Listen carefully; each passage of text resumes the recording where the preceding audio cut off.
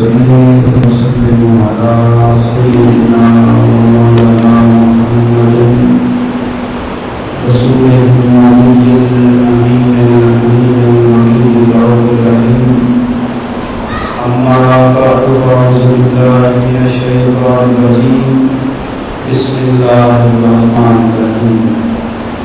إنا أوحينا إليك كما أوحينا إلى نوح والنبيين من بعده وأوحينا إلى إبراهيم وإسماعيل وإسحاق ويعقوب والأسباط وعيسى وأيوب ويونس وهارون وسليمان وآتينا داود زبورا ورسلا قد قصصناهم عليك من قبل ورسلا لم نقصصهم عليك وكلم الله موسى تكليما. صدق الله العظيم. اللهم صل على سيدنا ومولانا محمد وعلى آل سيدنا ومولانا محمد وبارك وسلم. الصلاة والسلام عليك يا سيدي يا رسول الله وعلى آلك وأصحابك يا سيدي يا حبيب الله. الصلاة والسلام عليك يا سيدي يا رسول الله وعلى آلك وأصحابك يا سيدي يا حبيب الله. محترم حاضرین کرام، ہم اللہ رب العزت کی توفیق سعید سے اپنے باقاعدہ درس قرآن میں حاضر ہیں. اللہ رب العزت سے دعا ہے کہ ہمیں قرآن مجید کا صحیح فہم عطا فرمائے. آج کے درس کے لیے میں نے سورہ النساء کی 2 آیات آپ کے سامنے تلاوت کی ہیں، آیت نمبر 163 اور 164.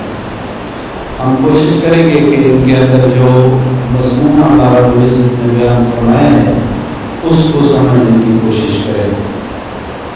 اللہ رب العزت نے فرمایا انا اوحینا الیک، اے رسول صلی اللہ علیہ وسلم ہم نے آپ کی طرف وحی نازل فرمائی. کما اوحینا الی نوح والنبیین من بعدہ، جیسا کہ ہم نے وحی نازل فرمائی حضرت نوح علیہ السلام کی طرف اور ان تمام نبیوں کی طرف جو ان کے بعد آئے. یعنی حضرت نوح علیہ السلام پر وحی نازل کی اور ان کے بعد میں آنے والے نبیوں کی طرف میں ہم نے وحی نازل کی. اسی طرح ہم نے وحی آپ صلی اللہ علیہ وسلم آپ پر بھی نازل کی ہے.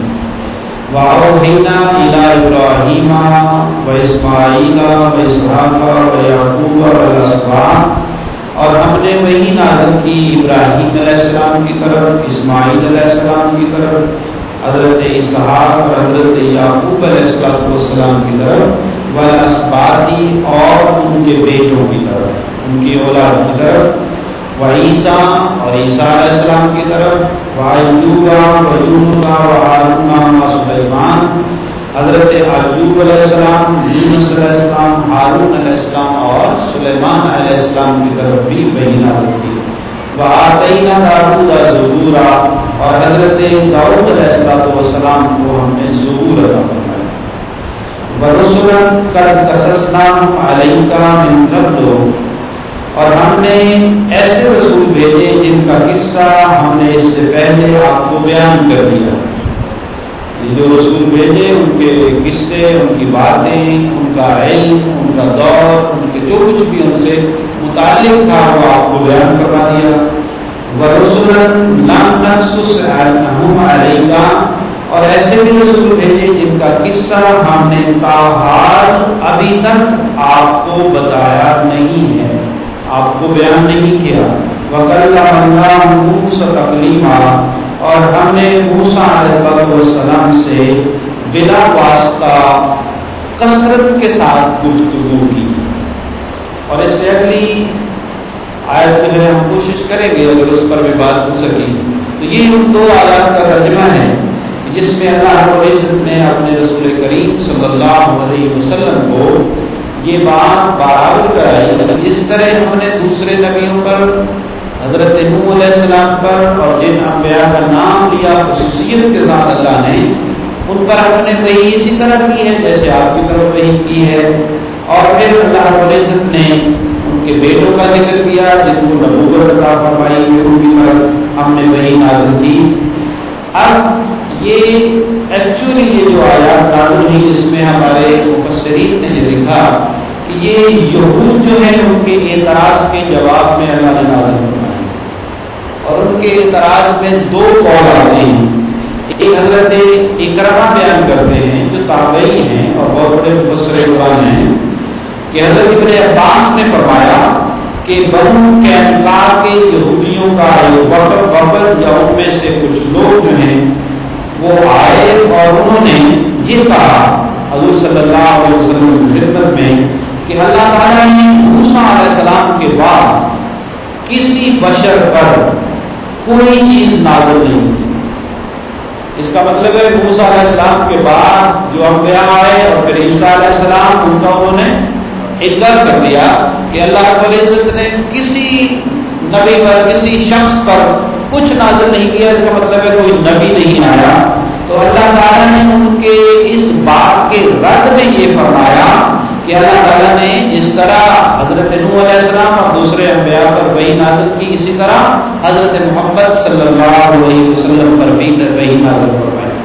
پھر دوسرا قول یہ ہے کہ جب یہودیوں نے آپ صلی اللہ علیہ وسلم سے کہا کہ اگر آپ نبی ہیں تو آپ پر بھی اسی طرح کتاب نازل کی جائے جس طرح موسیٰ علیہ السلام پر کتاب نازل کی، یہ اعتراض کیا۔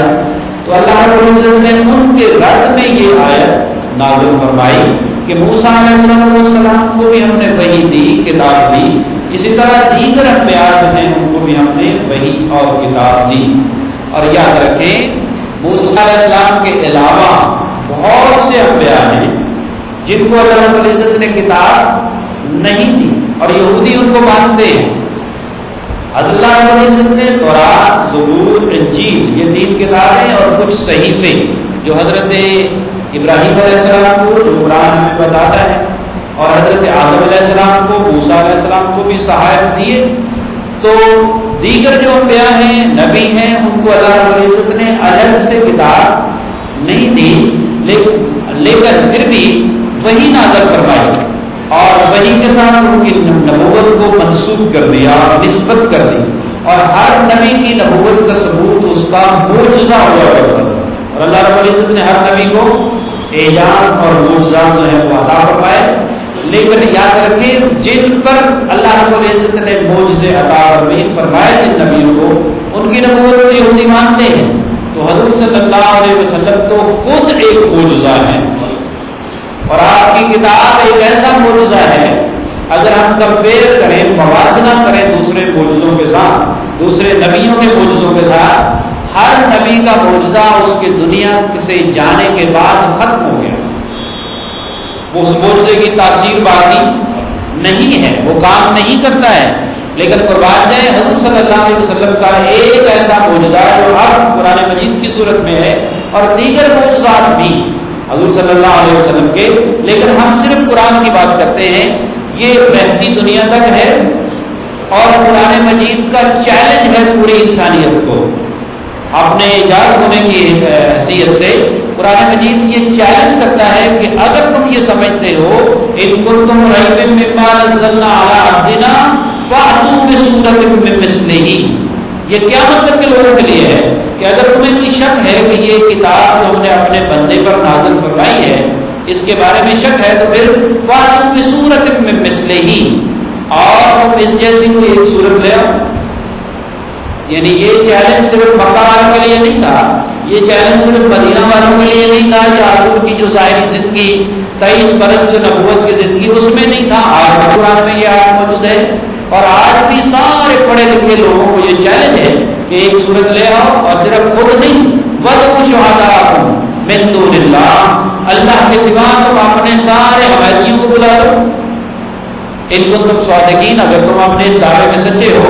تو قرآن کا معجزہ تو آج بھی حضور صلی صلی اللہ علیہ وسلم کے ظاہری طور پر پردہ فرمانے کے بعد بھی دنیا میں ہے اور ایک چیلنج کے طور پر موجود ہے، تو اس کو دیکھ کر وہ ایمان کیوں نہیں لاتے حضور صلی اللہ علیہ وسلم پر، جبکہ وہ دیگر انبیاء کے معجزوں کی وجہ سے ان پر ایمان لاتے ہیں؟ تو حضور صلی اللہ علیہ وسلم جو ہیں ان کے جو معجزہ ہے اس کو دیکھ کر ایمان کیوں نہیں لاتے؟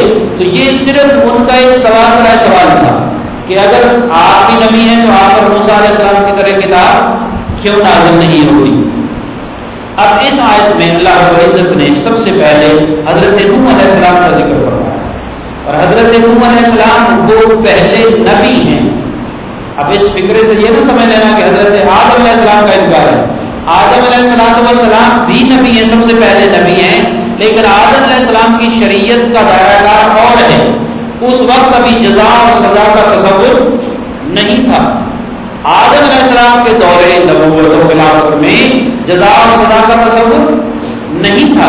وہ پہلے خلیفہ ہیں اللہ رب العزت کے، اور ان کو جو کچھ عطا کیا گیا وہ بھی انسانیت کی بہتری کے لیے تھا، لیکن ٹریننگ اور تربیت کے لیے تھا۔ باقاعدہ نبی جن کو اللہ نے شریعت عطا فرمائی ہے اور جزا اور سزا کا تصور دیا ہے وہ حضرت نوح علیہ السلام ہے، اور یہ آدم علیہ السلام کے بعد آتے ہیں، اور ان کو حضرت نوح علیہ السلام کو آدم ثانی بھی کہا جاتا ہے۔ آدم یعنی دوسرے آدم علیہ السلام۔ اس کی ریزن یہ ہے کہ جب آپ کی شریعت کو لوگوں نے نہ مانا تو آپ کی دعا سے یا بد دعا سے عذاب نازل ہوا پانی کا، تو انسانیت تباہ ہو گئی، اور جو جوڑے بچے ان میں سے اللہ نے پھر انسانیت کو مخلوق تخلیق فرمایا اور انسانیت کو پھیلا دیا۔ اس لیے حضرت نوح علیہ السلام وہ پہلے نبی ہیں جنہوں نے اپنی قوم کو اللہ کے عذاب سے ڈرایا، اپنی قوم کو اللہ کے عذاب سے ڈرایا، اور وہ پہلے نبی ہیں جنہوں نے احکامات شرعیہ بیان کیے۔ اس پر عمل کرے گا تو یہ ملے گا، اس پر عمل نہیں کرے گا تو یہ نقصان ہو جائے گا۔ یا اس لیے بھی ان کا ذکر اللہ رب العزت نے کیا کہ جس طرح حضور علیہ السلام کی نبوت تمام انسانوں کے لیے، روئے زمین پر جو کچھ ہے اس کے لیے حضور نبی ہے، حضرت نوح علیہ السلام اپنے زمانہ نبوت میں ان کی نبوت بھی تمام انسانوں کے لیے تھی، جتنے انسان اس وقت تھے، جتنی دنیا اس وقت تھی۔ اتنی دنیا تو نہیں تھی نا جتنی آج ہے، تو حضور صلی اللہ علیہ وسلم کی نبوت بھی چونکہ سب کے لیے ہے، حضرت نوح علیہ السلام کی نبوت اور آپ کی دعوت بھی سب کے لیے تھی، اس لیے نوح علیہ السلام کا ذکر پہلے کیا، اور بعد میں دوسرے انبیاء کا اللہ رب العزت نے بالعموم ذکر کیا، جس نے فرمایا والنبیین من بعدہ، اور ان کے بعد جتنے نبی آئے ان کی طرف وحی کری۔ لیکن اس کے بعد پھر اللہ رب العزت نے نام لیا انبیاء کا۔ سب سے پہلے نام لیا حضرت ابراہیم علیہ السلام کا، سب سے پہلے نام لیا حضرت ابراہیم علیہ السلام کا۔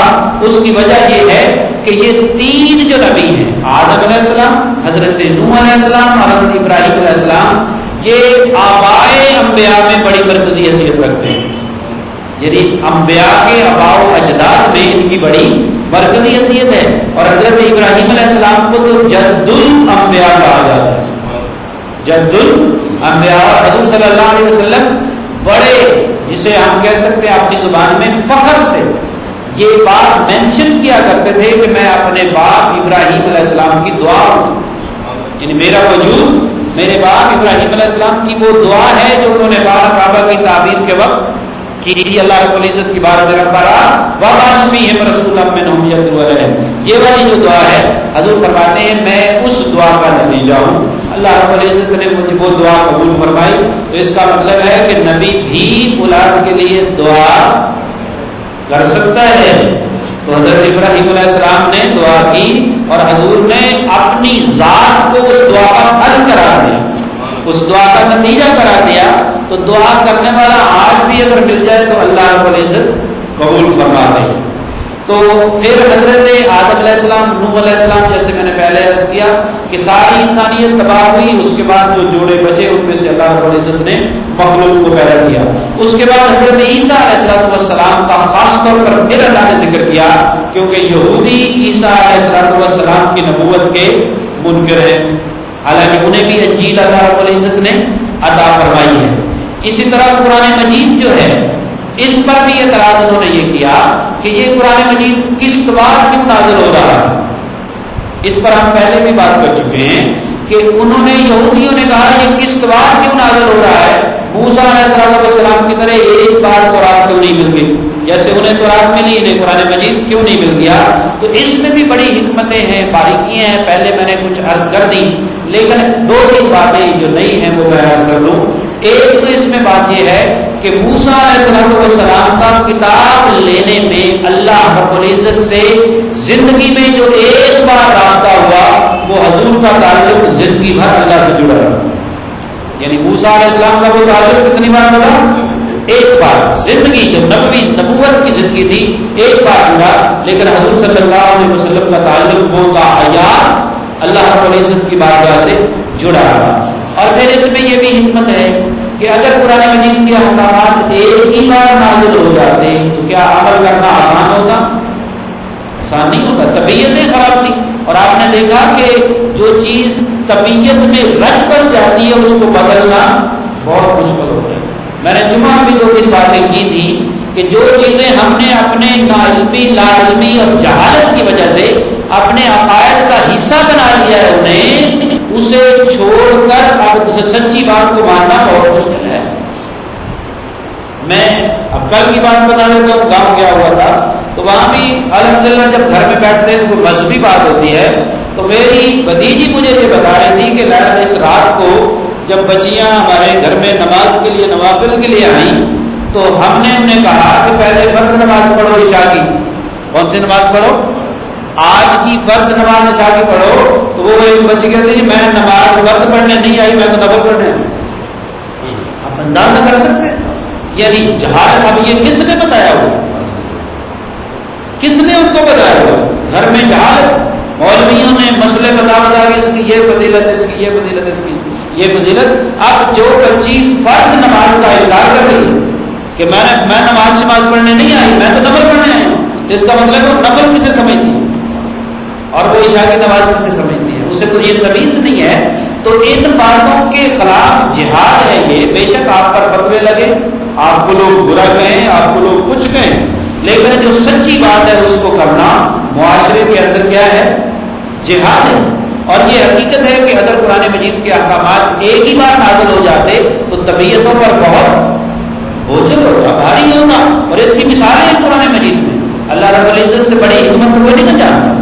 تو اللہ رب العزت نے ایک تو اس کو بتدریج نازل فرمایا، اور آپ دیکھیں کہ پہلے دن سے مسلمانوں پر مکہ میں ظلم ہونے شروع ہو گئے کہ نہیں ہوئے؟ کیا جہاد کی اجازت دی اللہ نے؟ مکی زندگی میں جہاد کی اجازت نہیں ہے۔ صبر کرو، برداشت کرو، اور اس برداشت کے اندر اتنے کندن بن گئے کہ جو اتنا برداشت کر سکتے ہیں پھر وہ جا کے جہاد کے میدان جہاد میں برداشت کریں گے۔ اس کو برداشت کرایا۔ مدنی زندگی میں جہاد کی اجازت دی۔ روزہ پہلے سے اللہ کے شیڈول میں تھا یا نہیں تھا؟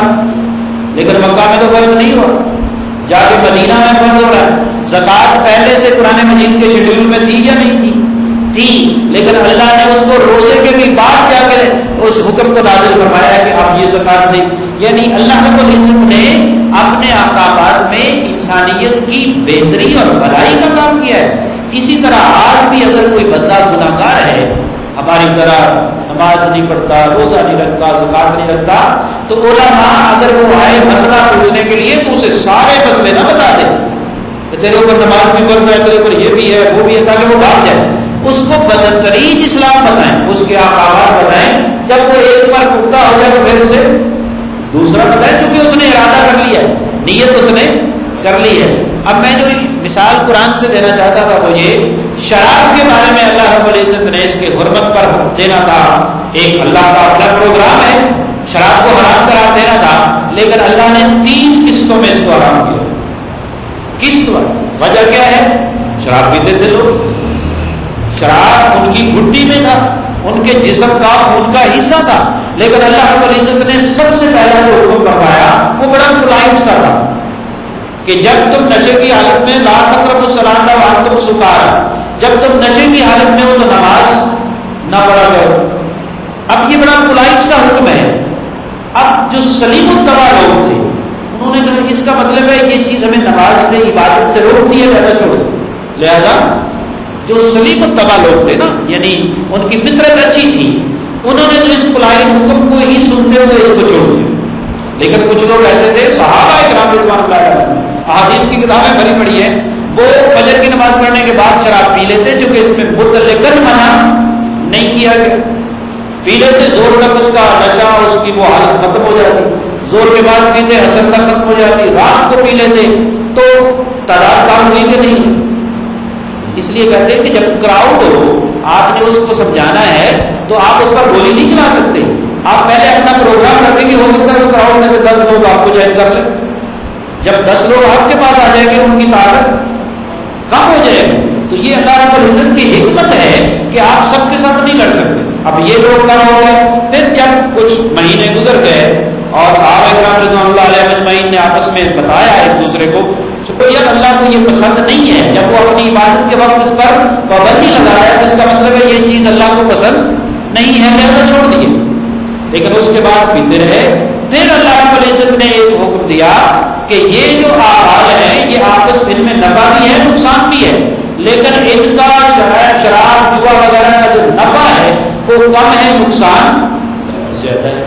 اب پھر کچھ لوگوں کی تعداد آ گئی، یار جس کام میں نقصان زیادہ ہے اس کو چھوڑ دینا چاہیے، نفع کم ہے، پھر تعداد کم ہوئی۔ پھر کچھ مہینوں کے بعد اللہ رب العزت نے واضح کیٹیگوریکلی یہ حکم فرما دیا کہ یہ جو شراب ہے، یہ پانسا ہے، یہ جوا ہے، یہ عمل شیطان ہے، فاجتنبوہ، ان سے بچو، ان سے دور رہو۔ اب تاریخ کی کتابوں میں لکھا ہوا ہے کہ جب یہ تیسرا حکم آیا تو مدینہ کی گلیوں کی جو نالیاں تھیں ان میں شراب کے مٹکے لوگوں نے گرا دی، یعنی اس وقت تک رکھا ہوا تھا۔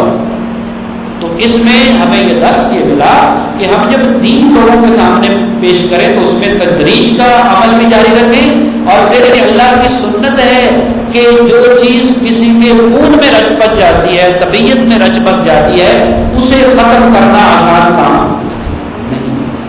اور حضور صلی اللہ علیہ وسلم کو اپنی نبوی زندگی میں سب سے بڑا چیلنج بھی یہی تھا کہ جب آپ اپنی دعوت سامنے رکھتے تو لوگوں کی انا سامنے آ جاتی، وہ کہتے ہیں ہم کیسے بتوں کی پوجا چھوڑ دیں جن کی پوجا ہمارے آباؤ اجداد کرتے چلے آئے ہیں، ہم کیسے چھوڑ دیں؟ تو ہمارے ساتھ بھی آج رسم و رواج اسی طرح کی کیفیت نہیں ہے۔ دیکھو نا، ہم کہتے ہیں جی میں نے بڑے بیٹے پر تو اتنا خرچ کیا تھا اس کی شادی پر، اب میں تھوڑا کیوں خرچ کروں، یا میرے فلاں رشتے دار نے ایسے شادی کی، میں اب ایسے کیوں شادی کروں؟ تو یہ چیزیں ہم اگر کمپیریٹیو اسٹڈی کریں تو کیا کافروں کے نظریات اور ہمارے ملتے جلتے نہیں ہیں کہ ان کے سامنے بھی اباؤ اجداد کی عزت اور اپنی عزت آ جاتی ہے، اور ہمارے سامنے بھی اپنی عزت، فیملی کی عزت، خاندان کی عزت آ جاتی ہے، اور ہم اللہ کے احکامات کو چھوڑ دیتے ہیں۔ تو یہ بات اسٹیبلش ہو گئی کہ جو چیز طبیعت میں رچی بسی ہوتی ہے اس کو چینج کرنا مشکل ہوتا ہے، اس لیے یہ جہاد ہے جو اللہ الحمدللہ ہم کر رہے ہیں، اور لوگوں کو سچی بات بتا رہے ہیں کہ سچ یہ ہے کہ جس کی دین میں کوئی اپنا بنیاد نہیں ہے اس کو دین سمجھ کے کرنا ناجائز اور حرام ہے، اسے سنت سمجھنا اور رسول اللہ صلی اللہ علیہ وسلم کی طرف منسوب کر کے کرنا یہ حرام ہے۔ اور حضور صلی اللہ علیہ وسلم نے فرمایا جو بندہ کوئی ایسی چیز کی نسبت میری طرف کرتا ہے جس کا تعلق مجھ سے نہیں ہے وہ اپنا ٹھکانہ جہنم میں سمجھ لے، اور بدقسمتی سے یہ سمجھ ہوتے ہوئے لوگوں نے ایسا کیا ہے۔ تو میں یہ عرض کر رہا تھا کہ اللہ رب العزت نے جو قرآن مجید جو بدترین نازل فرمایا اس میں اس کی اپنی حکمتیں ہیں، اور فائدہ کس کا ہے؟ ہمارے انسانیت کا فائدہ۔ اللہ چاہتا تو ایک بار عادت کر دیتا اور فرماتا جو نہیں کرتا اس کو قتل کر دو، اس کو مار دو، اس کو ایسے کر دو، میں جہنم میں پھینک دوں۔ نہیں، اللہ چاہتا ہی نہیں ہے اپنے کسی بندے کو آزاد کرنا۔ یاد رکھیں حضور صلی اللہ علیہ وسلم کی ارشادات ہے کہ سزا دینے پر خوشی نہ کرو، یہ آخری آپشن ہے، میرے مصطفیٰ نے فرمایا۔ ہاتھ کاٹنے آخری آپشن ہے، حضور فرماتے ہیں اگر تمہارا آپس میں کوئی جھگڑا ہو جاتا ہے تو اسے میرے تک آنے سے پہلے، یعنی عدالتوں تک لے جانے سے پہلے حل کر دو، کیونکہ جب عدالت میں آ جائے گا، میرے پاس آ جائے گا، پھر کیا ہوگا؟ جو قصوروار ہوگا اس پر حد نافذ ہوگی۔ آپ فرماتے ہیں کہ سزا دینے میں خوشی نہیں ہے، سزا معاف کرنے میں خوشی ہے، اور معاف تب تک ہوگی جب تک وہ معاملہ دونوں پارٹیوں کے درمیان رہے گا۔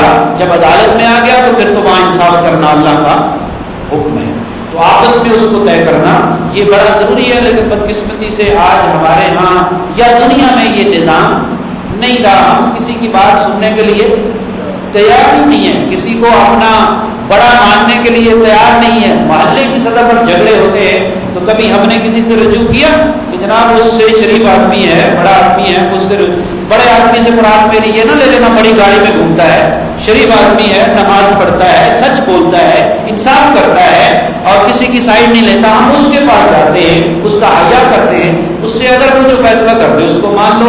آپ ایمان سے ہم سوچیں کتنی کمپلیکیشن سے بچ جائیں گے نا, مصیبتوں سے بچ جائیں گے. لیکن ہم کہتے ہیں کہ نہیں, ہم اپنی انا کو نہیں چھوڑیں گے. تو اس میں اللہ رب العزت نے حکمتیں جو ہیں وہ بیان فرمائی ہیں کہ اس قرآن مجید کو بتدریج نازل کرنے میں حکمتیں ہیں. اور وہ حکمتیں کیا ہیں؟ اللہ رب العزت نے فرمایا ایک تو یہ جو میں پہلے عرض کر سکا تھا کہ اس سے ہمارے محبوب سے ہمارا تعلق جڑا رہتا ہے اور حضور صلی اللہ علیہ وسلم کے دل کو تسلی ہوتی ہے. اس کے بعد اللہ رب العزت نے فرمایا وَرُسُلًا, اور ایسے رسول ہیں قَدْ قَصَصْنَاهُمْ عَلَيْكَ مِن قَبْلُ, جن کے قصے ہم اس سے پہلے آپ کی طرف آپ پر بیان کر چکے ہیں.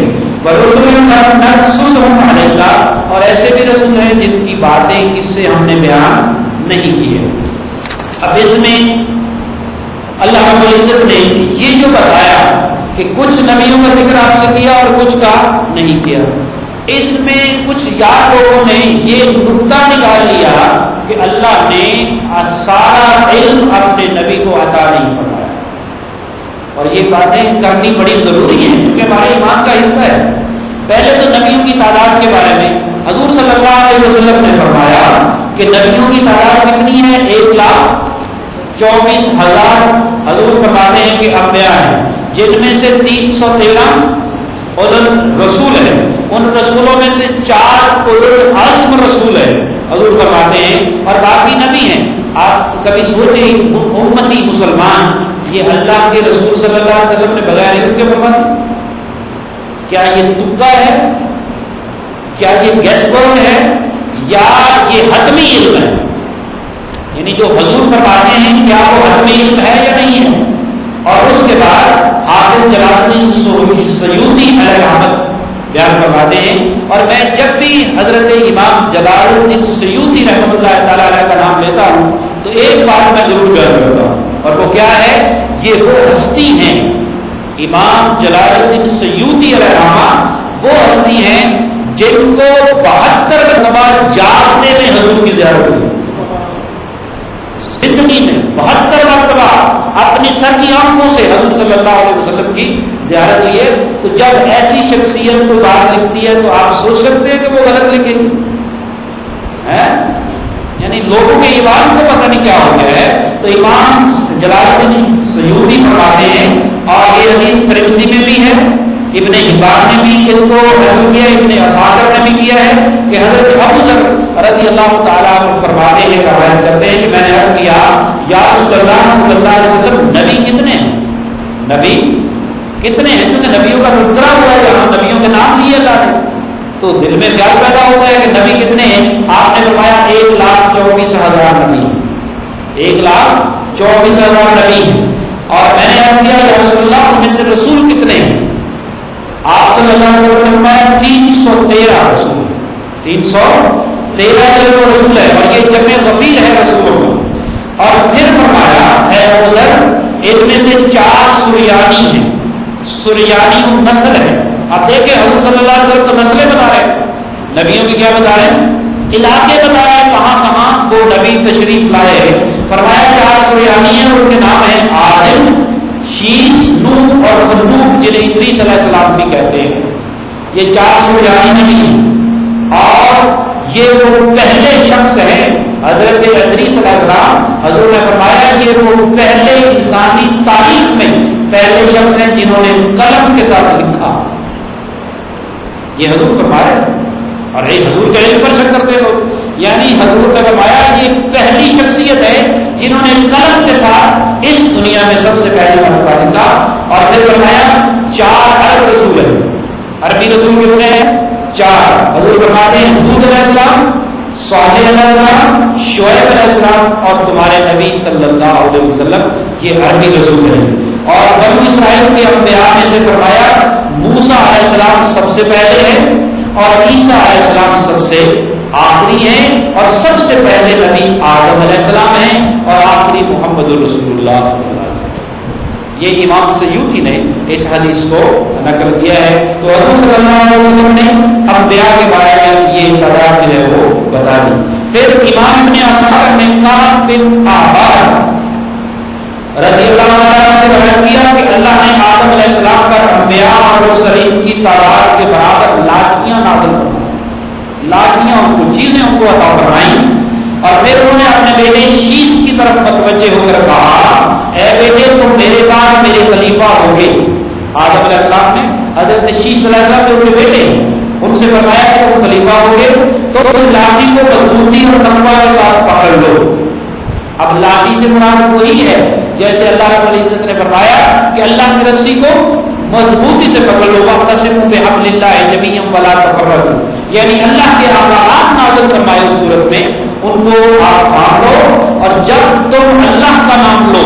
یہ آدم علیہ السلام اپنے نبی بیٹے کو وصیت کر رہے ہیں، اور ابن عساکر جو ہیں انہوں نے اس حدیث کو نقل کیا ہے، فرماتے ہیں جب بھی تم اللہ کا نام لو تو اس کے ساتھ سیدنا محمد صلی اللہ علیہ وسلم کا نام ضرور لے لو۔ ابھی حضور تشریف نا دنیا میں نہیں تشریف لائے نا، تو آدم علیہ السلام نے اپنے بیٹے سے کہا کہ جب بھی خدا کا نام لو ساتھ کس کا نام لو؟ محمد رسول اللہ صلی اللہ علیہ وسلم۔ کیونکہ وجہ یہ ہے کہ میں نے ان کا نام عرش کے پائے پر اس وقت لکھا ہوا دیکھا جب میں ابھی روح اور مٹی کے درمیان تھا، اس وقت وہاں لکھا ہوا تھا۔ پھر میں نے آسمان کا طواف کیا تو میں نے آسمانوں پر ہر جگہ محمد محمد لکھا ہوا دیکھا۔ آج سعودی عرب والوں نے تو حرم پاک میں اللہ اللہ اللہ ہر پلر پر لکھ دیا ہے، ٹھیک ہے؟ تو اللہ آپ کو جانے کی توفیق عطا فرمائے۔ یقین مانیں میرے سامنے قرآن ہے، جب میں نے حرم پاک کو گھوم کے دیکھا تو ہر پلر پر اللہ اللہ لکھا ہوا تھا، تو خوشی تو ہوئی دل میں، لیکن ایک اور خیال جنم لیا۔ وہ خیال کیا تھا کہ جب حضور صلی اللہ علیہ وسلم کی بارگاہ میں حاضر ہوں گے تو مسجد نبوی شریف میں جب جائیں گے تو اس کے جو مینار ہیں، پلر ہیں، آگے ستون ہیں، ان پر محمد محمد محمد لکھا ہوگا۔ یہ میرے دل میں خواہش پیدا ہوئی، تمنا ایک عرض پیدا ہوئی، لیکن وہاں جب گیا تو وہاں بھی کیا دیکھنے کو ملا؟ اللہ اللہ اللہ یہ لکھا ہوا تھا تو محمد نہیں لکھا ہوا تھا۔ تو اللہ نے کہاں نہیں لکھا اپنے معبود کا نام؟ یعنی کیا ہو گیا لوگوں کو الگ کرنے سے کیا ہے؟ پھر مجھے اس وقت تکلیف ہوئی جب مسجد نبوی شریف کے مین دروازے کھلتے ہیں بند ہوتے ہیں تو وہ جو ایمبوسڈ قسم کا انہوں نے گولڈن سونے کا ہے یا پیتل کا ہے جو اوپر گول پتری لگا رہی ہے اس پر محمد لکھا ہوا ہے صلی اللہ علیہ وسلم، لیکن وہ جب دروازہ کھلتا ہے تو حضور کا نام 2 ٹکڑوں میں تقسیم ہو جاتا ہے۔ مجھے پسند نہیں ہے جی، آپ کو اچھا لگتا ہے ایسا؟ میرے دل میں خیال آیا اگر 2 دروازے ہیں، 2 پارٹ ہیں، ایک پر اللہ لکھ دو ایک پر محمد صلی اللہ علیہ وسلم لکھ دو تو کیا ہو جائے گا اس ہے نہیں کہ آپ کے نام مبارک کو آپ نے 2 حصوں میں، آپ دیکھو نا آپ اس کو کیا پڑھیں گے؟ اگر میم ہے ادھر رہ گیا اور میم دال ادھر رہ گیا تو کیا پڑھیں گے آپ؟ اس کا کوئی معنی بنے گا؟ جی جب ہم بچوں کو یہ پڑھاتے ہیں کہ ایبریویشن نہ لکھا کریں، MOH نہ لکھا کریں، پورے اسپیلنگ لکھا کریں، اور یہ کوئی ہم اپنی طرف سے نہیں کہہ رہے، لوگوں نے، امام صحابی علیہ رحمت نے یہ لکھا ہے لو کان النبی صلی اللہ علیہ وسلم نعیل فقد کفر، جو شخص حضور صلی اللہ علیہ وسلم کے جوتے مبارک کی توہین کرے ارادہ کر کافر ہو جاتا ہے، اور لو کان شعر النبی شعیر فقد کفر، جو شخص حضور کے منہ مبارک کو اس میں مسغر میں بیان کرے، کیا کرے؟ اس میں شعر ان سے کہنا کیا کہے؟ شعیر، فرماتے ہیں فقد کفر، وہ کافر ہو گیا، اور اگر اس کی بیوی مومنہ ہے تو ان کے اندر طلاق ہو گیا۔ تو ہم نے کیا ہم نے کیا سمجھ لیا ہے کہ ہم حضور صلی اللہ علیہ وسلم کا نام لینا لکھنا گوارا نہیں کرتے، اور پھر حضور کی مسجد پر حضور کی جسے کہتے ہیں مسجد نبوی شریف میں، اور حضرت فرماتے ہیں یہ میری مسجد ہے، حالانکہ ہر مسجد کس کی مسجد ہے؟ اللہ کی مسجد ہے نہیں، لیکن یہ خیبر پختونخوا والوں کی مسجد ہے، ایسے کہتے ہیں نا، یہ مسجد عائشہ ہے، یہ مسجد بلال ہے، یہ مسجد جن ہے۔ اگر اللہ کے گھر کی نسبت غیر اللہ سے ہو سکتی ہے تو میرے مصطفیٰ نے فرمایا یہ میری مسجد ہے، تو اس پر تو حضور کا نام لکھا، اور پتہ نہیں وہ اشرا مبشرہ کے نام کیسے وہاں رکے ہوئے ہیں، دیکھے ہوئے آپ لوگوں نے، جو درمیان میں جگہ خالی ہے اس کے اس طرف تینوں طرف اشرا مبشرہ کے نام لکھے ہوئے ہیں، ابھی تک لکھے ہوئے ترکی میں لکھتے تھے، لیکن پتہ نہیں کب تک رہتے ہیں، اللہ رب العزت ہدایت عطا فرمائے۔ لیکن میں یہ عرض کر رہا تھا کہ آدم علیہ السلام نے فرمایا بیٹا جب میں نے آسمانوں کا طواف کیا تو میں نے آسمانوں پر ہر جگہ لکھا ہوا دیکھا نام نامی اس میں گرام محمد صلی اللہ علیہ وسلم۔ پھر اللہ نے مجھے جنت میں ٹھہرایا، کہاں ٹھہرایا؟ یہ تو قرآن سے ثابت ہے نا، جنت میں ٹھہرایا، تو فرماتے ہیں میں نے جنت کے ہر محل اور ہر بالا خانے میں سیدنا محمد لکھے ہوئے دیکھا، یعنی جنت کا ہر محل کس کی ملکیت ہے؟ بھائی جس کا نام لکھا اس کی ملکیت ہے نا۔ کیا کہہ رہا آپ نے اپنے گھر میں کبھی پڑوسی کا نام بھی لکھا ہے؟ آپ کا شانہ ہے، احمد کا شانہ ہے، فلاں اپنا نام لکھتے ہیں، تو جنت کے ہر محل پر میرے مصطفیٰ کا نام لکھا ہوا ہے، اسی لیے تو فرماتے ہیں ابو بکر تمہیں بھی جنت دی، عمر تمہیں بھی جنت دی ہے، عثمان تمہیں بھی جنت دی، اس لیے تو جنت تقسیم کر رہے ہیں۔ تو ہر محل کے اوپر اور ہر بالا خانے میں میں نے حضور کا نام لکھا ہوا دیکھا، اور میں نے بڑی آنکھ والی حوروں پر، سرکنڈوں پر، شجر طوبہ پر کے پتوں پر، سدرۃ المنتہا کے پتوں پر، ملائکہ کی آنکھوں کے درمیان دھموں پر حضور صلی اللہ علیہ وسلم کا نام محمد لکھا ہوا تھا۔ اب اگر مجھے اجازت دے تو موازنہ کرو، یعنی لوگ ٹین لیتے ہیں، ٹین کے پیپے لیتے ہیں اور ان پر اللہ رب العزت کے نام لکھتے ہیں، ٹھیک ہے بھائی لکھنے چاہیے، میرا ایمان ہے، لیکن نیت جو ہے وہ کیا ہونی چاہیے؟ اب وہ نام لکھ کر درختوں پر لگا دیتے ہیں، لوگ پڑھیں گے گزرتے ہوئے انہیں کیا ملے گا؟ ثواب ملے گا، ایسے ہی ہے نا، نیت ٹھیک ہے، لیکن اللہ نے فرشتوں کی بھووں پر، جنت کے پتوں پر، محلات جنت پر اپنا نام تو نہیں لکھا، اپنے صفاتی نام تو نہیں لکھے، وہاں تو اپنے محبوب کا نام لکھا ہے۔ تو کوئی ایسا بھی تو ہونا چاہیے جو ان پتھروں پر، پتریوں پر لکھ کر حضور کے اسماء حسنہ جو ہیں ان کو لکھ کر بھی لگا دے، کیا وہ پڑھنے سے ثواب نہیں ملتا؟ ہاں جی، کیا لفظ محمد کہنے سے ثواب نہیں ملتا؟ ضرور ملتا ہے۔ اس لیے یہ تو ایمان کی بات ہے نا، پیچھے فورس کیا ہوگا؟ اللہ کی سنت کیا ہے کہ ہر طرف کیا ہونا چاہیے؟ میرے محبوب کا نام ہونا چاہیے، میرے محبوب کا نام ہونا چاہیے۔ اللہ کی دنیا میں ملکیت ہے، لیکن جنت پر تو کسی کا تصرف یہ ہے، کسی کا جنت پر تو کسی کا تصرف نہیں ہے نا، نہ کسی مسلک کا، نہ کسی دیوبندی کا، نہ کسی اہل حدیث کا، نہ کسی بریلوی کا، کسی کا تصرف نہیں ہے، وہاں تو اللہ کا تصرف ہے، اور پھر اس نے اپنے محبوب کو عطا فرما دیا ہے۔ تو جہاں اللہ کا تصرف ہے وہاں اس نے اپنے محبوب کا نام لکھا۔ تصرف یہاں بھی ہے، یہ نہیں کہ نہیں ہے، لیکن یہ چونکہ ہمیں دے دی، یہ کیا دے دی؟ استعمال کرنے کے لیے دنیا ہمیں عطا فرما دی نا، وہ ابھی ہمیں دی نہیں، اور فرمایا اس تک پہنچنے کے لیے تمہیں کچھ کام کرنے ہیں، محنت کرنے ہیں۔ اور اس لیے میں نے عرض کیا کہ آدم علیہ السلام نے اپنے بیٹے کو یہ نصیحت کی کہ جب بھی تم نام لو گے اللہ کا تو ساتھ کس کا لینا؟ محمد صلی اللہ علیہ وسلم کا۔ اور حضرت صلی اللہ علیہ وسلم نے انبیاء کی تعداد کے بارے میں، اب ہم اس سوال کی طرف آتے ہیں کہ علم نبوت پر یہ اعتراض کیا جاتا ہے اس آیت کی روح سے۔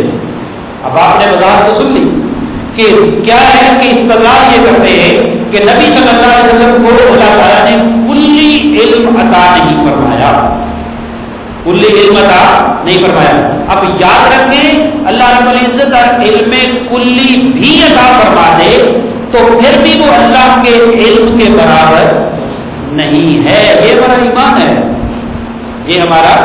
اور اللہ رب العزت یہ فرماتا ہے، یہ نہیں فرماتا کہ میں کسی کو علم نہیں دیتا، فرماتا ہے وَلَا يُحِيطُونَ بِشَيْءٍ مِّنْ عِلْمِهِ، کوئی اس کے علم کا احاطہ نہیں کر سکتا۔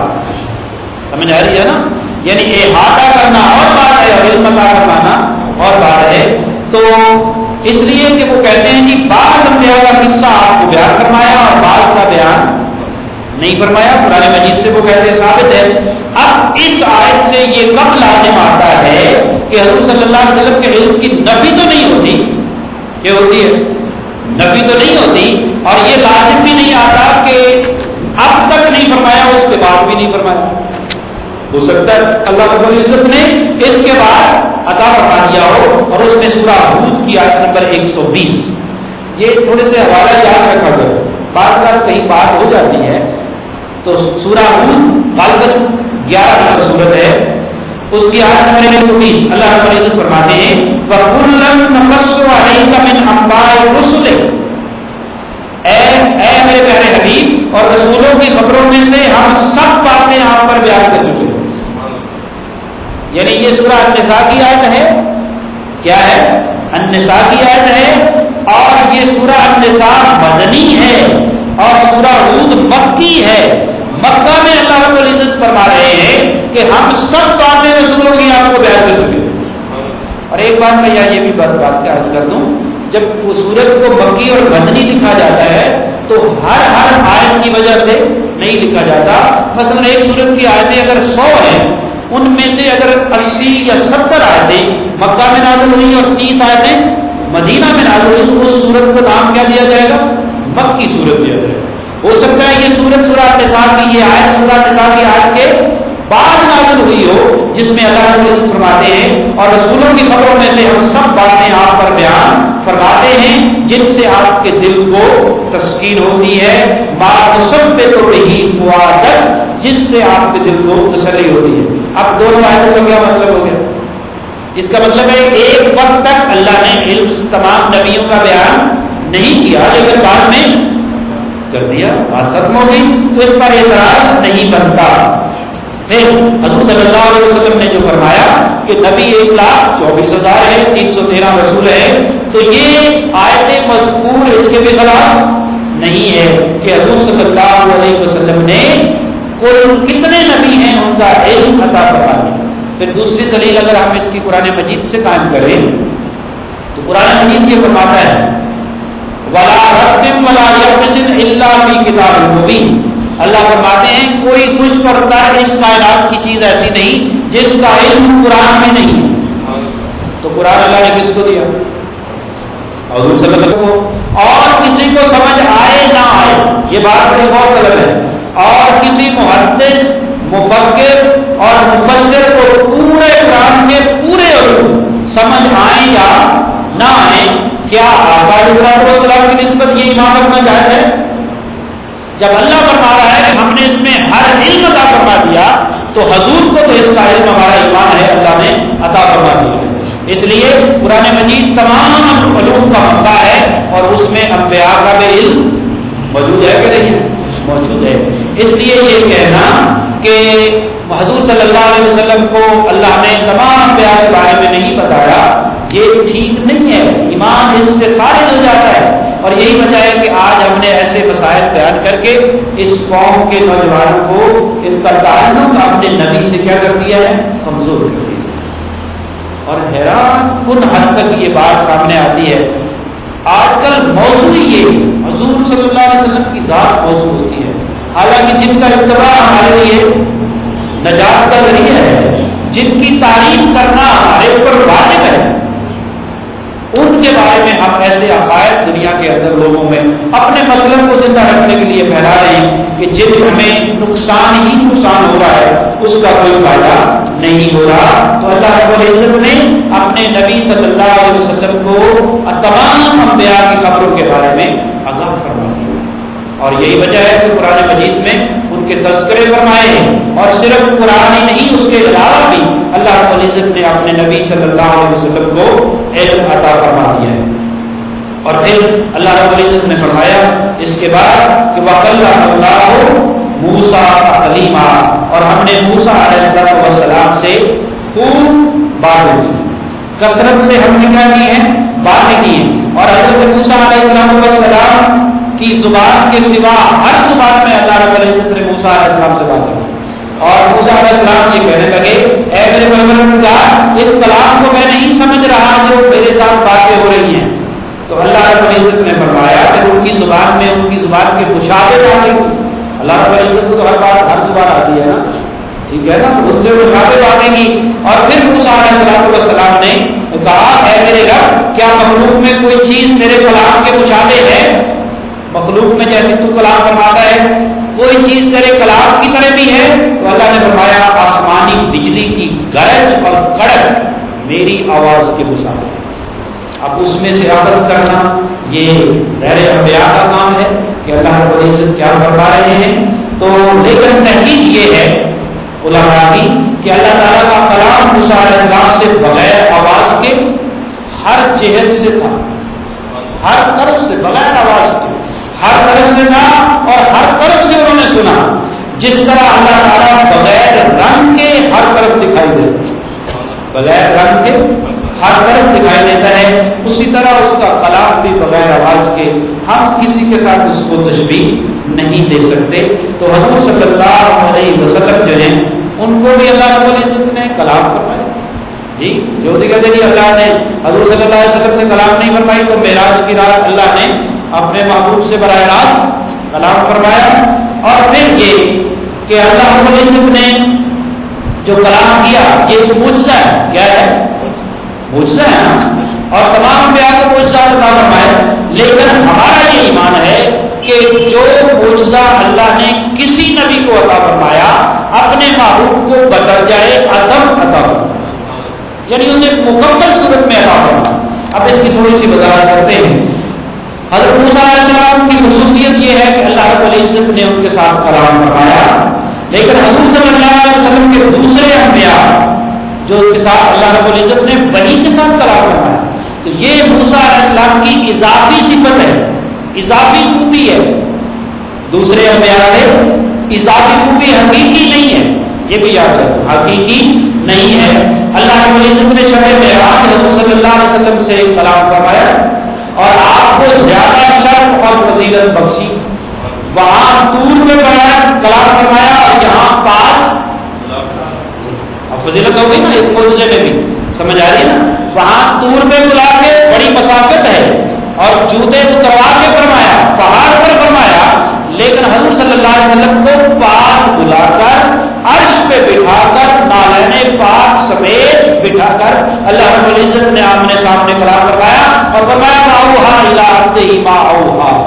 ہم نے وہاں بھی بلا کر اپنے بندے کے ساتھ کلام کیا، جو بھی کیا لوگوں کو کیا، ہم نے راز و نیاز کی باتیں کی. ہم نے اس وحی کا کسی کو علم نہیں کہ یہ وحی کیا تھی. تو اللہ رب العزت نے یہ ارشاد فرمایا اور ہر معجزہ دوسرے نبی کو عطا فرمایا، حضور کو بدرجۂ عدم عطا فرمایا. وہ کیا بولتے ہیں؟ موسیٰ علیہ السلام نے لاٹھی مار کر زمین سے پانی نکالا. زمین میں پانی ہوتا ہے کہ نہیں ہوتا؟ ہوتا ہے زمین میں پانی. ہاں بور کر کے نکالیں تو وہ معجزہ ایسے ہی ہے نا جی. اب سمجھ رہے ہیں، بور کر کے نکالیں تو وہ معجزہ نہیں ہے. ہاں اللہ کا نبی لاٹھی مارے نکل آئے یہ معجزہ ہے. اللہ کے نبی حضرت اسماعیل علیہ السلام ایری رگڑے تو اس میں سے زمزم نکل آئے اور زمانہ بھی ہے. یہ کون لوگ کہتے ہیں جی کسی کا صدقہ نہیں کھاتے، یہ پانی جو شفا ہے یہ میرے ایک نبی کی ایری کا صدقہ تو ہے کہ نہیں؟ ہے جی، پاؤں کا صدقہ ہے. ایری رگڑی پانی نکل آیا اور آج کا ختم، بلکہ بڑھ جاتا ہے. آثار ایسے بتاتے ہیں کہ شعبان کے مہینے میں آب زمزم کی تعداد بڑھ جاتی ہے. شعبان کے مہینے میں آب زمزم کی تعداد مقدار بڑھ جاتی ہے کیونکہ آگے رمضان میں زیادہ استعمال ہونا ہوتا ہے اور دنیا کے کونے کونے میں جاتا ہے. تو موسیٰ علیہ السلام نے لاٹھی ماری پانی نکل آیا. زمین میں پانی ہوتا ہے، یہ میں عرض کر رہا تھا. لیکن حضور صلی اللہ علیہ وسلم کے سامنے جب صحابہ نے عرض کیا یا رسول اللہ پانی نہیں ہے جانوروں کے لیے اور ہمارے پینے کے لیے، تو حضور صلی اللہ علیہ وسلم کے دستے اقدس کی انگلیوں سے پانی نکلا. اور کتنا نکلا؟ صحابہ کہتے ہیں ہم کوئی 1400 کے قریب تھے، ہمارے لشکر تھے، اگر اور بھی ہوتے تو پیتے چلے جاتے. تو اب دیکھیں یہ پانی نکلنے کا معجزہ یہ حضور کا بڑا ہے یا موسیٰ علیہ السلام کا بڑا؟ وہ تو زمین سے نکل رہا ہے علیہ الصلوۃ والسلام، اور حضور صلی اللہ علیہ وسلم کے ہاتھ کی انگلیوں سے پانی کے چشمے پھوٹ رہے ہیں. تو یہ معجزہ بدرجۂ عدم عطا فرمایا. پھر حضرت داؤد علیہ السلام کو اللہ نے کیا معجزہ عطا فرمایا؟ لوہا ان کے ہاتھ میں نرم ہو جاتا ہے. یعنی کوئی مولوی بھی ذرا پکڑ کے دکھائے مجھے گرم لوہا نکلا ہوا ہے جو کہتا ہے برابر ذرا پکڑ کے تو دکھائے. اب لوہا نرم ہو گیا, آپ جیسے چاہتے تلوار بھارا جو بھی بنانا چاہتے بنا دے, لیکن میں قربان جاؤں لوہے کی طبیعت میں نرمی ہے کہ نہیں ہے؟ بھائی یہ اتفاق توڑنے میں لوہا پانی کی طرح پگھل رہا ہے, گڈر بنتا ہے پانی بالٹیوں میں جیسے ڈال کے اس طرح لوہے نہیں ڈال رہے ہوتے ہیں, لوہا چل رہا ہوتا ہے. اس کا مطلب لوہے کی طبیعت میں نرمی ہے, لیکن پتھر کی طبیعت میں نرمی یہ ٹوٹ جاتا ہے, نرم نہیں ہوتا. یاد رکھیں, جل جاتا ہے نرم, پگھلتا نہیں ہے. اس کی طبیعت میں نرمی, اس کی نیچر میں نرمی نہیں ہے. لیکن قربان جاؤں حضور صلی اللہ علیہ وسلم نے جب اپنا سر اقدس پہاڑ کی طرف کیا تو وہ نرم ہو گیا. وہ پہاڑ آ گئی ہے, نرم ہو گیا. اور پھر ابراہیم علیہ السلام جو جد الانبیاء ہے, جب حضور کی میلاد کا دعا کر رہے ہیں تو آپ کے پاؤں کے نیچے پتھر نرم ہو گیا اور آپ کے پاؤں کا نشان پڑا ہے کہ نہیں پڑا؟ لوگ اسے دیکھنا کیا سمجھتے ہیں, سعادت و عبادت. اور اللہ نے فرمایا جب طواف مکمل کر لو تو نماز پڑھنی ہو تو پھر واتخذوا من مقام ابراہیم مصلی, مقام ابراہیم کے سامنے کھڑے ہو کر کعبہ بعد میں آئے, پہلے میرے ابراہیم کے پاؤں کا نشان سجدہ کرنا ہے. وہاں کوئی نکال سکتا ہے وہاں سے اسے؟ سعودی حکومت نے ہر چیز نکالی ہے, لیکن میلاد شریف کی جو نشانی ہے وہ نکال سکے نہیں ہے. اللہ نے فرمایا نکال کیسے سکتے ہیں, وہاں سے نکالیں گے, میں نے قرآن میں ڈال دیا ہے. کہا ڈال دیا ہے واتخذوا من مقام ابراہیم مصلی. تو حضور کے لیے دعا کریں تو پتھر کیا, ابراہیم علیہ السلام دوسرے پتھروں پر نہیں چلتے تھے, بکریاں نہیں چلاتے تھے, مکہ میں چلتے نہیں تھے پتھروں پر کبھی, وہ تو نرم نہیں ہوئے. تو یہ پتھر اس لیے نرم ہو گیا حضور کے میلاد کی برکت سے. جو علماء نے لکھا ہے, میں اپنی طرف سے نہیں کہہ رہا, تو حضور صلی اللہ علیہ وسلم کے سامنے پتھر نرم ہو گیا موم کی طرح, اور حضور صلی اللہ علیہ وسلم اندر چلے گئے. تو طبیعت پتھر کی طبیعت میں نے کہا نرمی نہیں ہوتی, یہ بڑا موضوع ہے. اور اس کے بعد اور پہاڑ, اور حضور صلی اللہ علیہ وسلم نے فرمایا اور پہاڑ کو ہم سے محبت ہے. تو محبت تو دل والی چیز کرتی ہے, کیا کرتی ہے؟ اس کا مطلب ہے حضور کی برکت سے پتھروں میں محبت کا عنصر پیدا ہو جاتا ہے, پتھروں میں محبت کا عنصر پیدا ہو جاتا ہے, پتھروں کے دل نرم ہو جاتے ہیں.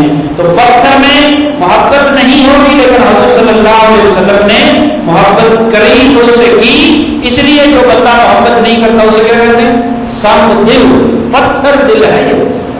اسی لیے پتھر دل ہے نا جو محبت نہیں کرتے, جو محبت کے خلاف ہے, کہ محبت دین میں نہیں ہے. ارے دین ہے ہی محبت, دین ہے ہی محبت. اس کے بعد میں عرض کروں گا پھر حضرت سلیمان علیہ السلام کے دور کی مسافت, پلک چڑھنے سے پہلے تخت لایا گیا, نبی نہیں لایا. یاد رکھیں, نبی کون لایا؟ ان کے ایک صحابی.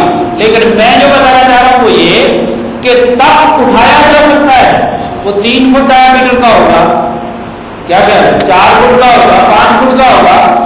تخت پورے کا پورا سلامت اٹھا کے لے جایا جا سکتا ہے, لیکن میرے مصطفیٰ کریم کے لیے تو بیت المقدس کو اٹھا کر سامنے رکھ دیا.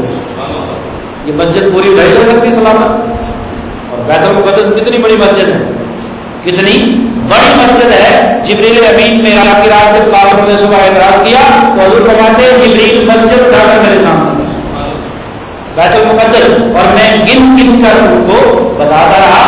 تو میں ہم سمجھنا یہ چاہتے ہیں تخت کو ایک جگہ سے دوسری جگہ لے جایا جا سکتا ہے, لیکن مسجد کو نہیں. لیکن حضور صلی اللہ علیہ وسلم کے لیے یہ بھی کیا گیا کہ اسے صحیح سلامت حضور کے سامنے رکھ دیا گیا. پھر عیسیٰ علیہ السلام نے 4 مردے زندہ کیے. کتنے مردے زندہ کیے؟ 4 مردے عیسیٰ علیہ السلام نے زندہ کیے.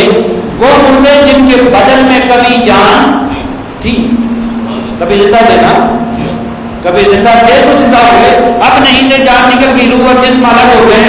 لیکن جس بدن میں جان نہ ہو اسے زندہ کرنا بہت بڑا معجزہ ہے. اور صحابہ فرماتے ہیں کہ حضور صلی اللہ علیہ وسلم کی توجہ سے, کیا آپ کی توجہ سے پتھروں نے کلام کیا. پتھروں نے کلام کیا، درخت چل کر آئے، درخت کھجور کا سکون سوکھا ہوا جس میں کبھی جان نہیں، وہ حضور کے فراق میں چلا چلا کر رونے لگا۔ گوشت کا ٹکڑا، گوشت کا، موسیٰ علیہ السلام کا یہ معجزہ ہے کہ فرمایا گائے ذبح کرو، اس کا گوشت کا ٹکڑا مردہ کے ساتھ مقتول کے جسم کے ساتھ لگاؤ تو کون بولے گا؟ مقتول بولے گا مجھے کس نے قتل کیا ہے۔ لیکن قربان جاؤ حضور صلی اللہ علیہ وسلم جب گوشت کھانے لگے، گوشت کی وہ بوٹی جسے ذبح کیا گیا تھا، پکایا گیا تھا، پکنے کے بعد جب حضور کے دہن مبارک میں گئی تو بول اٹھی آقا مجھ میں زہر ہے، باہر نکل۔ بڑا معجزہ ہے یہ، اس سے بڑا اللہ نے عطا فرمایا، یہ کس نے عطا کیا؟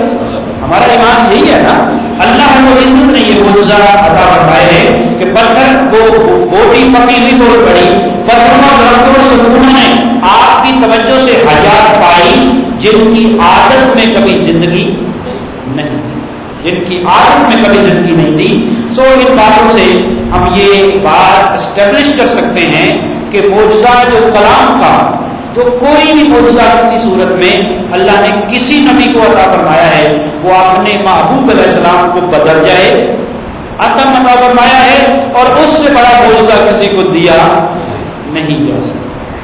یہ پھر حضور کے فیض سے، حضور کی توجہ سے یہ معجزات حضور کی امت کے اولیاء کو بھی اللہ نے کرامات کی صورت میں عطا فرمائے ہیں۔ بس آخری بات، حضرت شیخ عبد القادر جیلانی علیہ رحمت، جب آپ کا اس بات پر مناظرہ ہو گیا علماء کا آپ کے دور میں، جو عیسائیوں اور مسلمانوں کے درمیان، کہ عیسیٰ علیہ السلام نے مردوں کو زندہ کیا تھا، یہ تمہارے قرآن میں موجود ہے، لیکن تمہارے قرآن میں یہ بات نہیں ہے کہ آپ کے نبی نے بھی مردوں کو زندہ کیا تھا۔ حدیث کی بات ہم نہیں مانتے، حدیث کی بات ہم قرآن میں دکھاؤ اگر ہے۔ اب مولوی لوگ تو بن جاتے ہیں نا، پھر ہر دور میں بن جاتے ہیں، یاد رکھیں ہر دور میں بن جاتے ہیں۔ اس بات کے بتانے سے پہلے میں برے صغیر کی بات بتا رہا ہوں۔ فلسفہ پڑھا رہے تھے ایک عالم دین جامعہ مسجد دہلی میں، بہت پہلے کی بات ہے، اور آسمان کے بارے میں بتا رہے تھے۔ یونان کا فلسفہ یہ تھا کہ آسمان سالڈ ہے، کیا ہے؟ سالڈ ہے۔ واقعہ معراج بتا رہے تھے کہ حضور صلی اللہ علیہ وسلم اس میں سے گزر کر گئے، تو کسی شاگرد نے سوال کر دیا جناب جب یہ سالڈ ہے تو حضور گزرے کیسے؟ اب مولوی صاحب دائیں بائیں دیکھ رہے ہیں، اسی وقت وہ خواجہ رسول نما علیہ رحمت وہاں بزرگ تھے، وہ آگے ان کو مسجد میں بھی نہیں گھسنے دیتے تھے، ہے نہیں، مسجدیں بند۔ انہوں نے فلسفے کی کتابیں پکڑی اور اس تالاب پانی جو درمیان میں ہوتے ہیں اس میں پھینک دی۔ انہوں نے کہا یہ کیا غلط کیا ہے، میری ساری زندگی کی جمع پونجی آپ نے اس میں غرق کر دی ہے، تو یہ باتیں آپ جو ہم کر رہی ہیں آپ کو سمجھ آنے والی نہیں ہے۔ فرمایا اچھا آپ پانی میں اترے، ہر کتاب کو پکڑ کے جھاڑ کے باہر دے دیتے، جھاڑ کے باہر دے دیتے، گھٹا نکلتا اس میں سے۔ انہوں نے کہا یہ کیسے؟ فرمایا یہ علم تمہاری سمجھ میں آنے والا نہیں ہے، اور تم جو مسئلہ بیان کر رہے تھے وہ آؤ میرے ساتھ۔ شاگردوں کو اٹھا دیا، ہاتھ میں اسٹک ہے، مسجد کی دیوار بہت چوڑی ہے، اس میں سے آگے بھی گزر گئے باہر بھی چلے گئے۔ فرمایا مولانا صاحب حضور آسمانوں سے ایسے گزر گئے ایسے واپس۔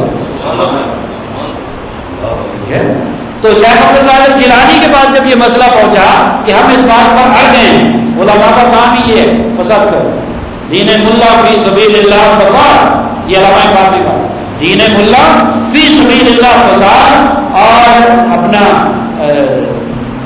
دین مجاہد ہے جو لفظ مجھے نہیں آ رہا، فی سبیل اللہ جہاد، اس کا جو دین جو فی سبیل اللہ جہاد ہوتا ہے۔ تو آپ کے پاس جب مسئلہ گیا آپ نے فرمایا بات کیا ہے؟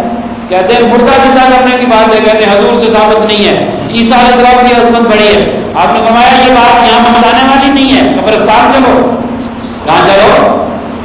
قبرستان لے گئے، فرمایا جس مردے کو کہتے ہو میں محمد کو غلام زندہ کروں۔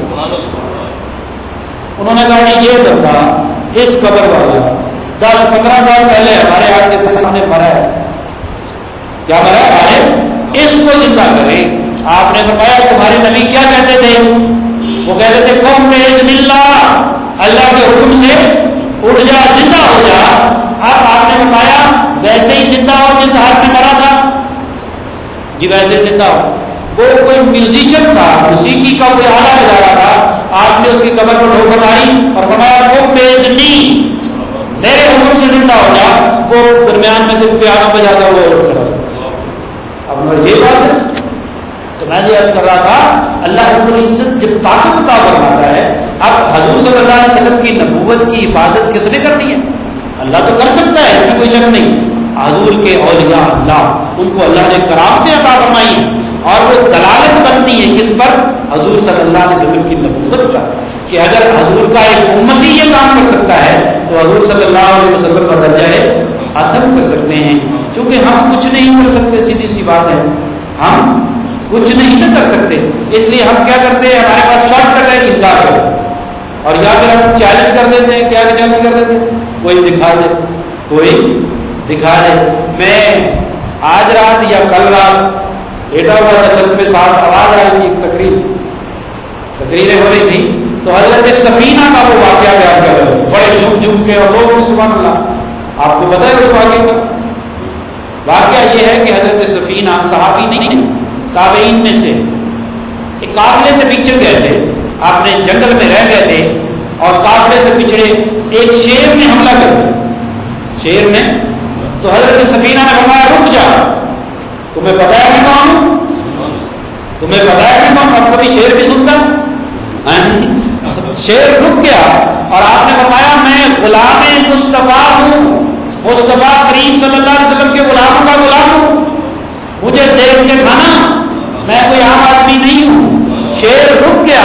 اب ایمان سے بتائیں، میں جب بیان کروں گا تو میں کہوں گا اسے کہنا چاہیے نا میں اللہ کا بندہ ہوں، اللہ کا راجہ رسول. میں تو بھائی ایسے، مجھے تو ایسے جیسے آتی. اب وہ کہتے ہیں اللہ کا بندہ ہوں، شیر کھاتا ہے میں کھاتا، میں تو اللہ کا دیا وہی کھا رہا ہوں. لیکن آپ نے فرمایا میں غلام مصطفیٰ، رک جا. وہ شیر رک گیا، گردن جھکا دی، آپ اوپر بیٹھے، قافلے کے ساتھ چھوڑا ہے. اب میں نے جو آگے میں اگر بیان کرتا تو میں نے کہنا تھا یہ جو سارے عاشق رسول بٹھائے ہوئے ہیں، کیا بٹھائے ہوئے ہیں؟ یہ جو گلے سے آوازیں نکال رہے ہیں اور میوزک بجا رہے ہیں، یہ جو عاشق رسول، عاشق کا مقام بڑا یا غلام کا؟ عاشق کا مقام، عاشق کا مقام بڑا ہے، غلام کا مقام تھوڑا ہے. عشق تو آخری مقام ہے یار، محب سے بھی بڑا مقام ہے عاشق کا. تو میں نے کہنا تھا یہ جو عاشق رسول آپ نے بٹھائے ان کو بھی ذرا شیر کے پنجرے میں ڈالا. غلام مصطفیٰ کو تو شیر کچھ نہیں کہتا. ہم نے اپنے اوپر ایسے القابات لگائے جو ہم اس کے مستحق نہیں ہیں. تو میں یہ عرض کر رہا تھا کہ اللہ رب العزت نے حضور کے فیض سے، آپ کی توجہ سے اولیاء اللہ کو بھی، اپنے اللہ کے نیک بندوں کو بھی ایسی کرامات عطا فرمائے ہیں. آج ہم یہاں پڑھ سکے کہ اللہ رب العزت نے فرمایا کہ ہم نے موسیٰ علیہ السلام کو معجزتاً کثرت سے کلام فرمایا، اور اس پر چونکہ ہمارا ایمان یہ اجازت نہیں دیتا کہ ہم حضور کی تعریف کیے بغیر گزر جائیں، ایسے اجازت نہیں دیتا. اس لیے میں نے یہ معجزات کا تھوڑا سا کمپیریزن کر دیا کہ ہر معجزہ جو اللہ نے کسی نبی کو عطا فرمایا اس معجزے کو آخری شکل میں اپنے محبوب کو عطا اور پھر حتمی صورت میں اپنے محبوب علیہ السلام کو عطا فرمایا. اللہ تعالیٰ سے دعا ہے کہ اللہ تعالیٰ ہمیں مقام مصطفیٰ صلی اللہ علیہ وسلم کی کچھ نہ کچھ سمجھ بوجھ ضرور عطا فرمائے.